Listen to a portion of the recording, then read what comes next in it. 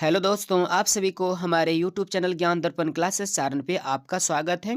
दोस्तों, आज हम हिंदी काव्य खंड का दूसरा चैप्टर प्रेम ऐनी श्री राधिका का मोस्ट वीवीआई ऑब्जेक्टिव क्वेश्चन लेकर आया हूं, जो आपके एग्जाम के व्यू से बहुत ही महत्वपूर्ण है। इसलिए दोस्तों, पूरी जानकारी के लिए वीडियो को अंत तक देखिएगा और अगर अभी तक हमारे यूट्यूब चैनल को सब्सक्राइब नहीं किए हैं तो चैनल को सब्सक्राइब कर लीजिएगा, बेल आइकन को दबा लीजिएगा ताकि हमारा वीडियो सबसे पहले आप तक पहुंचे। चलिए शुरू करते हैं। दोस्तों, आज का पहला क्वेश्चन है कि रसखान द्वारा रचित ग्रंथ है। बताइएगा कि रसखान द्वारा जो है कौन सा ग्रंथ जो है इनमें रचा गया है यानी कि लिखा गया है।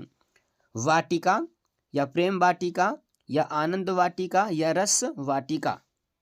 तो दोस्तों, इस क्वेश्चन का राइट आंसर हो जाएगा ऑप्शन नंबर बी, प्रेम वाटिका। यानी रसखान द्वारा जो है प्रेम वाटिका ग्रंथ जो है रचा गया है। ठीक है, चलिए अगला क्वेश्चन है कि रसखान का रचना काल था।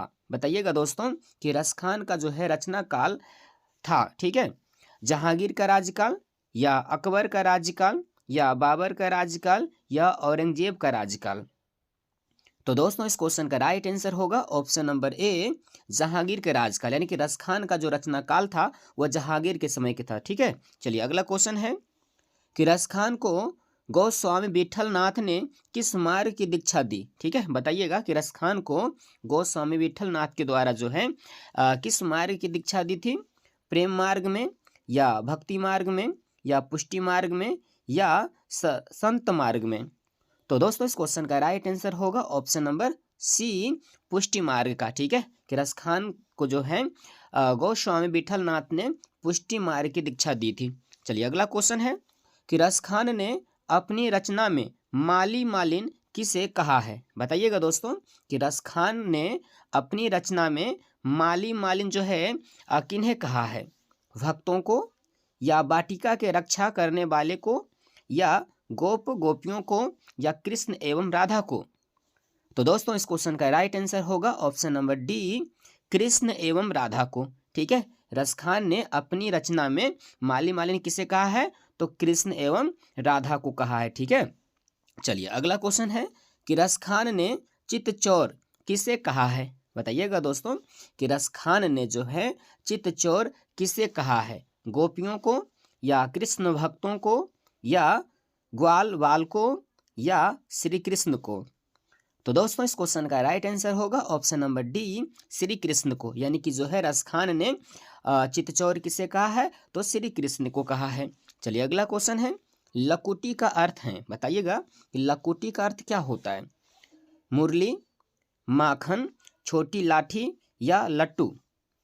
तो दोस्तों, इस क्वेश्चन का राइट आंसर हो जाएगा ऑप्शन नंबर सी, छोटी लाठी। यानी लकुटी का अर्थ क्या होता है, तो छोटी लाठी होता है। ठीक है, चलिए अगला क्वेश्चन है, कबीर रसखान ने अपने दोहों में बेमन किसे कहा है। बताइएगा दोस्तों कि कबीर रसखान ने अपने दोहों में बेमन किसे कहा है। श्री कृष्ण को, ग्वाल वालों को या यशोदा को या भक्त के रूप में स्वयं को। तो दोस्तों, इस क्वेश्चन का राइट आंसर होगा ऑप्शन नंबर डी, भक्त के रूप में स्वयं को। यानी कि कबीर रसखान ने अपने दोहों में बेमन जो है भक्त के रूप में स्वयं को कहा है। ठीक है, चलिए अगला क्वेश्चन है, किसने कहा था इन मुसलमान हरिजन पे कोटि हिंदू बारिये।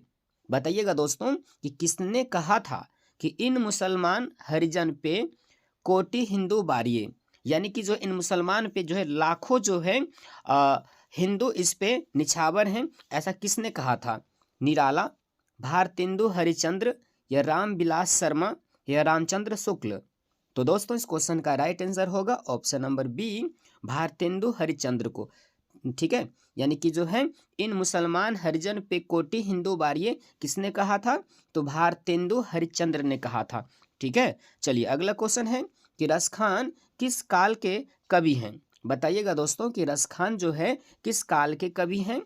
आदि काल का या रीति काल, आधुनिक काल या भक्ति काल का।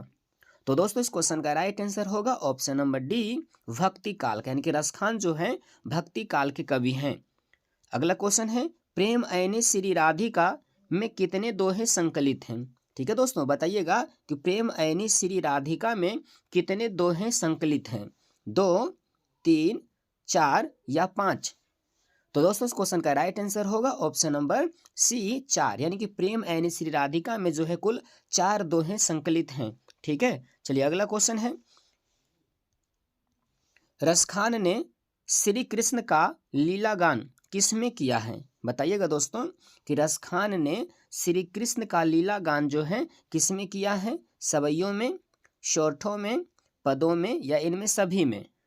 तो दोस्तों इस क्वेश्चन का राइट आंसर होगा ऑप्शन नंबर ए, सवैयों में। ठीक है, रसखान ने श्री कृष्ण का जो लीला गान है वह सवैयों में किया है। ठीक है, अगला क्वेश्चन है, प्रेम बरन का अर्थ है। बताइएगा कि प्रेम बरन का अर्थ क्या है? प्रेम का वरण करना, या प्रेम के रंग, या प्रेम की पूजा करना, या प्रेम का अंधा होना? तो दोस्तों इस क्वेश्चन का राइट आंसर होगा ऑप्शन नंबर बी, प्रेम के रंग। यानी प्रेम बरन का अर्थ क्या होता है? तो प्रेम का रंग होता है। याद रखिएगा कि प्रेम बरन का अर्थ क्या होता है? तो प्रेम के रंग होता है। ठीक है, चलिए अगला क्वेश्चन है कि माली मालिन कौन सा समास है? बताइएगा दोस्तों कि माली मालिन जो है इनमें कौन सा समास है? द्विगु, या अव्ययी भाव समास है, या तत्पुरुष, या दृढ़ समास? तो दोस्तों इस क्वेश्चन का राइट आंसर होगा ऑप्शन नंबर डी, दृढ़ समास। ठीक है, माली मालिन जो है कौन सा समास है? दृढ़ समास। जैसे कि माता पिता, भाई बहन, ये सब क्या हो जाएगा? तो दृढ़ समास हो जाता है। ठीक है, चलिए अगला क्वेश्चन है, रसखान ने किस प्रकार की रचना में सिद्ध थे? बताइएगा दोस्तों कि रसखान जो है किस प्रकार की रचना में सिद्ध थे? दोहा, सोरठा, कवित्त, या सवैया छंद में?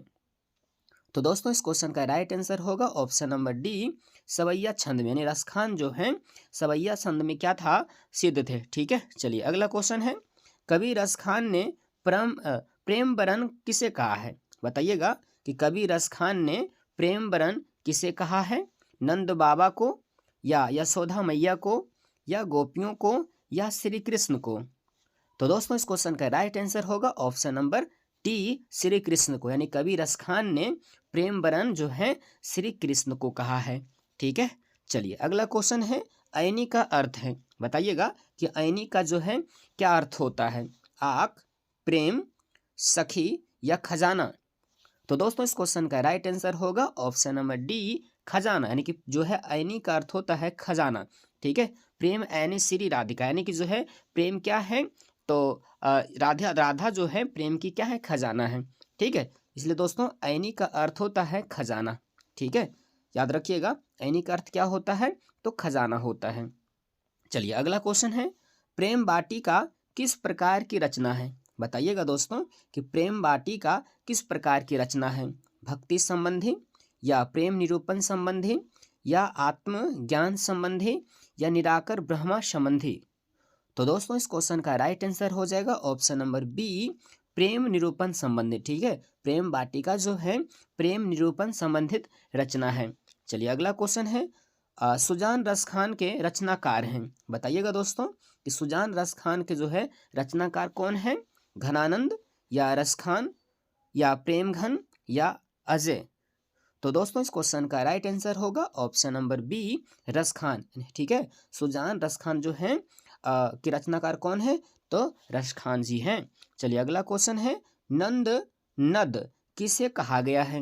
बताइएगा कि नद नंद जो है किसे कहा गया है? नंद बाबा को, या बलराम को, श्री कृष्ण को, या ग्वाल बालकों को?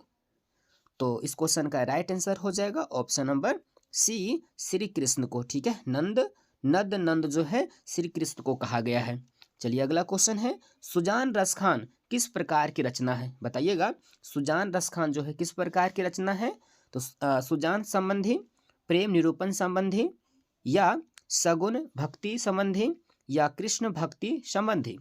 तो दोस्तों इस क्वेश्चन का राइट आंसर होगा ऑप्शन नंबर डी, कृष्ण की भक्ति संबंधित, या जो है सुजान रसखान की रचना है।